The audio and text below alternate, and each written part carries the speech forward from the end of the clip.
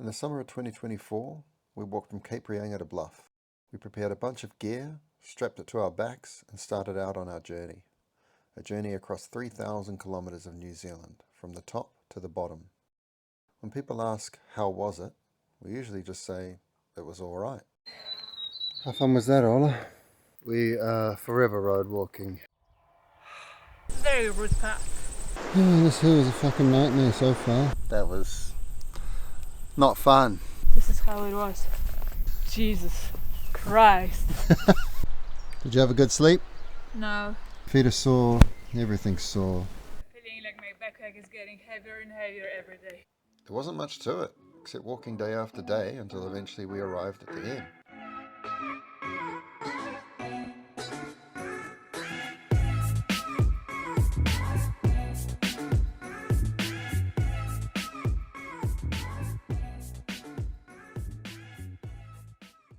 It was a nice change of pace compared to a 9 to 5 though, and we also saw a few mildly interesting things along the way. Fishing via drone, for example. Paddleboarding with your dog. Or a surprise visit from an eel. Ola nearly standing on these stingrays in the bay. I bet that would have been interesting. Oh, fucking hell! he butted right into my leg.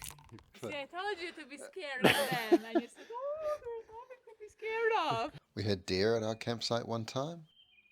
One morning we woke up to some calves. To be honest, right from the beginning, the animals were obviously going to be the most interesting thing to see along the way. Guinea pig!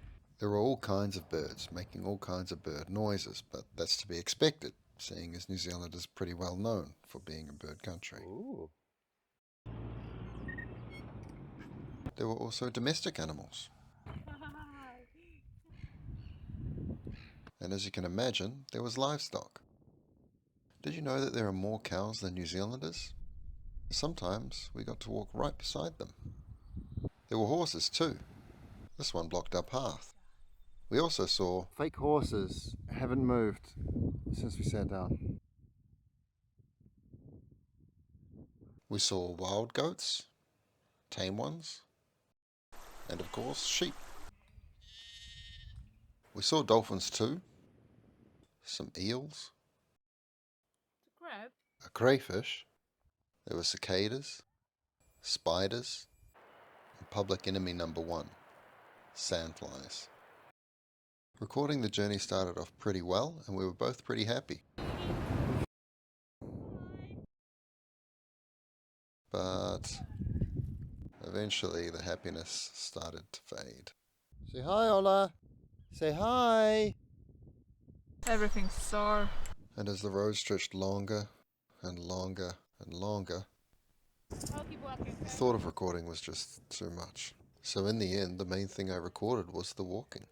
Walking on the sand, the road, the highway, a walkway, on healthy grass, dry grass, dirt, mud, brown mud, black mud, then water, seawater, streams, rivers, in particular one big river. And then we reached the mountains, which were just different kinds of rocks.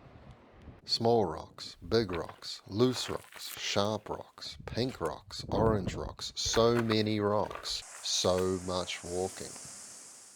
Recording small silly moments helps shake things up.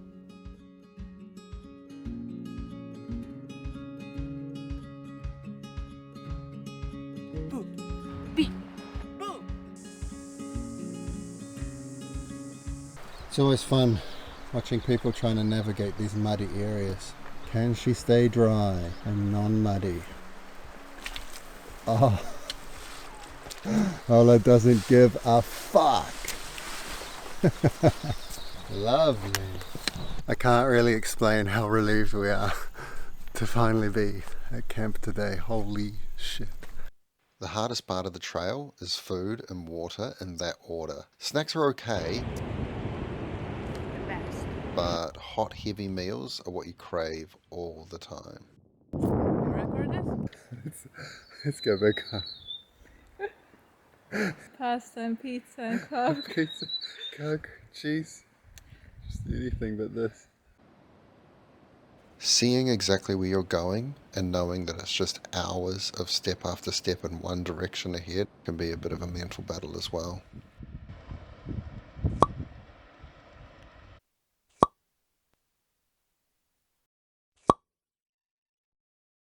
Difficulties aside, the many views are worth it. From the beaches up north, then to lush forests and farmlands further south. Until eventually a volcano, a canoe trip, and finally a ferry crossing to where the views really started to kick off. Bay after bay led us to our first mountain cabin and a gloomy introduction to walking at altitude. It was freezing. Hands down, the best part of this walk was the South Island, just because of the views and the freedom compared to up north. But eventually, all good things come to an end. We hitchhiked, we skipped sections, but we did get all the way to Bluff, and afterwards we promised ourselves that we'd never do it again. But never say never.